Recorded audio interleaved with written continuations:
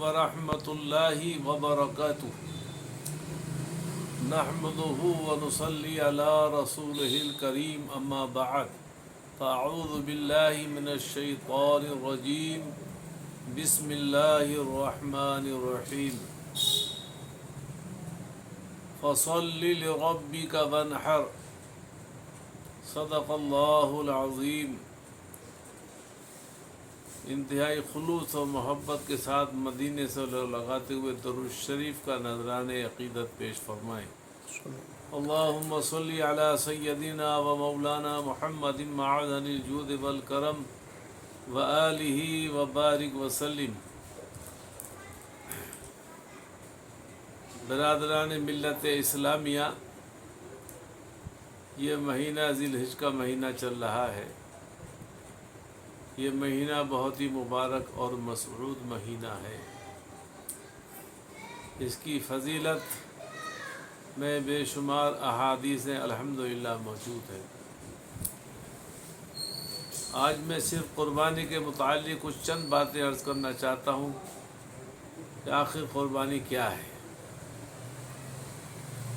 اے مسلمان سن، یہ نقطہ درس قرآنی میں ہے۔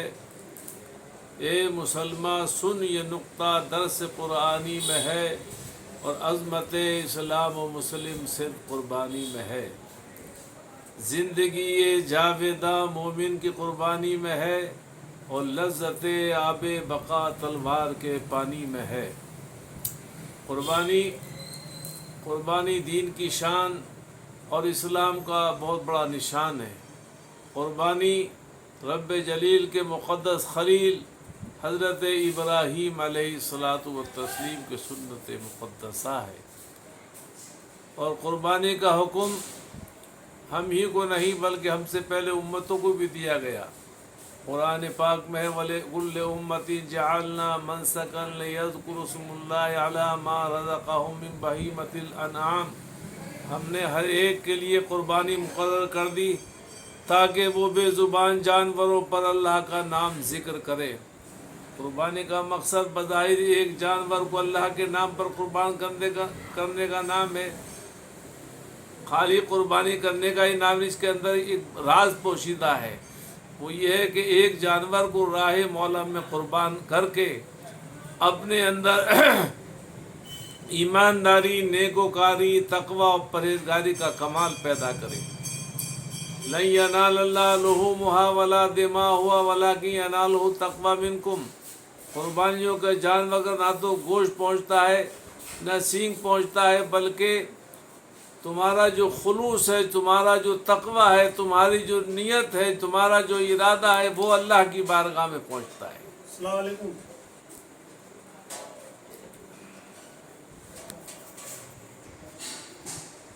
جانتا ہے بارگاہ حق کے آئین و اصول، دل کے ٹکڑوں کی یہاں پر نظر ہوتی ہے قبول۔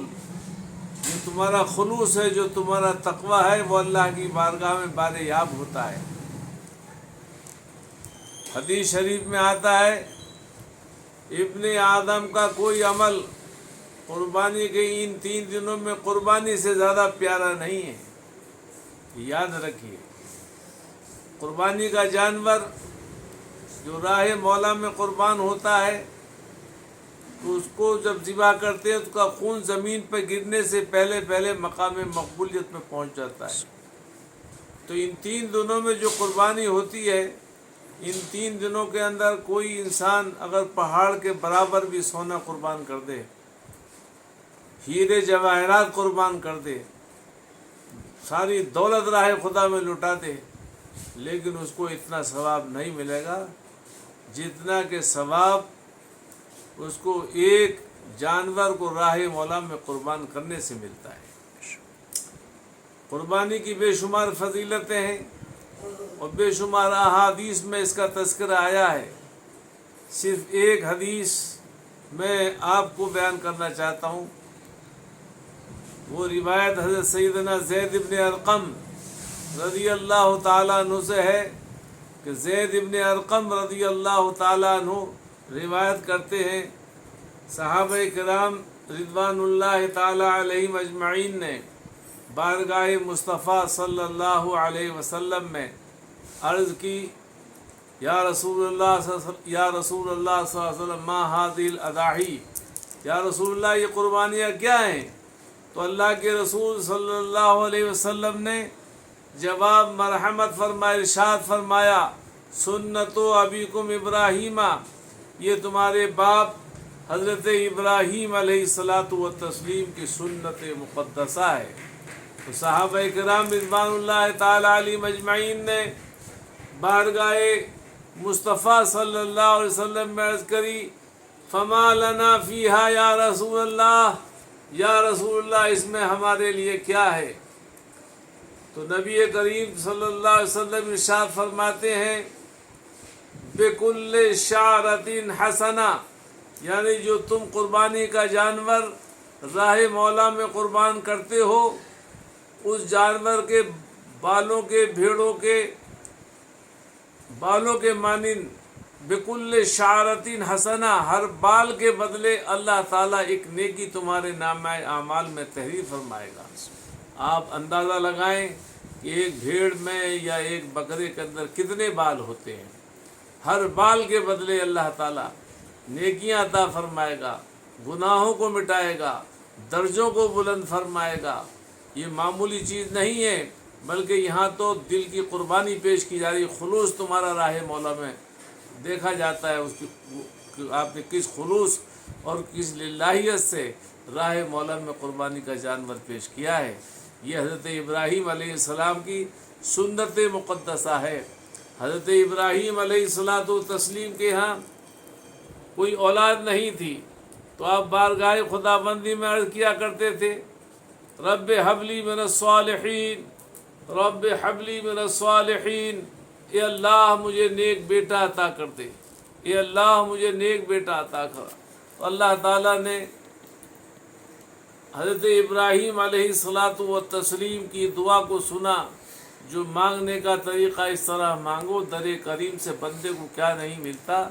حضرت ابراہیم علیہ السلام نے خلوص نیت کے ساتھ دعا مانگی تھی، اللہ نے پوری فرمائی اور نیک بیٹا عطا فرمایا، اور بیٹا عطا کر دیا تو فرشتوں میں چرچا ہوا، اے مولا کہ تو حضرت ابراہیم کو اپنا خلیل فرماتا ہے۔ خلیل تو وہ ہے جس کے دل میں تیری محبت کے علاوہ کسی کی محبت نہ ہو، وہ تو اپنے بیٹے سے محبت کرتے ہیں۔ آپ نے علماء کرام کی زبانی سنا ہے، بارہا سنتے آ رہے ہیں، میں واقعات کی طرف نہیں جاتا، صرف یہ اشارہ کر دینا چاہتا ہوں کہ حضرت ابراہیم علیہ الصلاۃ والتسلیم نے صرف خواب دیکھا تھا، اور کتنے اونٹ قربان کیے، کتنی گائیں آپ نے قربان کی ہیں، لیکن آپ سے تو بیٹے کی قربانی کا مطالبہ ہو رہا تھا کہ وہ چیز راہ مولا میں قربان کرو جو تمہیں سب سے زیادہ پیاری ہے۔ سمجھ گئے بیٹے کی قربانی مانگی جا رہی ہے، تو حضرت ابراہیم علیہ الصلاۃ والتسلیم نے وہ خواب سچ صادق، وہ جو خواب آپ نے دیکھا تھا سچ ثابت کر دیا۔ مینار کے میدان میں اپنے بیٹے کی گردن پر چھری رکھ دی۔ چھری رکھنا کوئی آسان کام نہیں ہے، یہ ایسا ہے کہ انسان رنج اٹھائے، سختیاں جھیلے، یہ ایسا ہے کہ انسان چھوڑ دے تخت سلیمانی، یہ سب آسان سے آسان تر ہے جانے مان، لیکن بہت مشکل ہے اپنے ہاتھ سے بیٹے کی قربانی یا بیٹے کو قربان راہ حق میں اپنے ہاتھوں سے نہیں۔ دنیا میں کوئی بھی خلیل اللہ کا ثانی حضرت ابراہیم علیہ السلام نے راہ مولا میں اپنے بیٹے کو قربان کر کے یہ بتا دیا، اور قرآن کا مفہوم بھی یہی ہے، اے محبوب آپ فرما دیے میری زندگی، میری موت، میری قربانی، میری حیات، سب کچھ اللہ کے لیے ہے جو سارے جہان کا رب ہے۔ جو کام بھی کرو خلوص نیت کے ساتھ کرو۔ اگر آپ ریاکاری سے کرو گے، دکھاوے کے کرو گے، تو دکھاوا کوئی اللہ کی بارگاہ میں قبول نہیں ہے۔ جو خلوص ہے، جو للہیت ہے، جو جذبہ ہے، اور جو طریقہ ابراہیمی ہے، وہ جو تم اس کو اختیار کرو گے تو وہی چیز اللہ کی بارگاہ میں قبول ہوتی ہے۔ مولا کریم ہماری یہ قربانیاں جو ہونے جا رہی ہیں، اللہ تعالیٰ ان سب کو خلوص عطا فرمائے، اور ہر ایک کی قربانی کو اپنی بارگاہ کے اندر قبول فرما کر وہی قربانی ان سب کے لیے، ہم سب کے لیے ذریعہ نجات بنائے۔ وآخر دعوانا الحمدللہ۔